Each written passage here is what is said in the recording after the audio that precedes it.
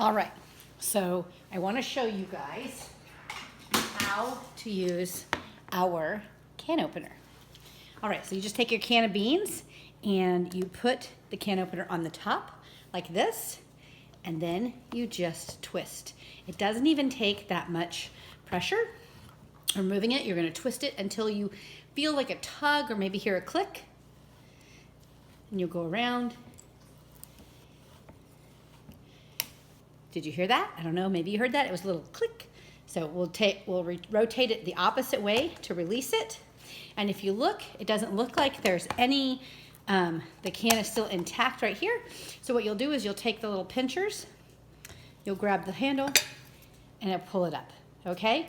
So this edge right here is not sharp, and this edge right here is not sharp. And that's how you use the can opener.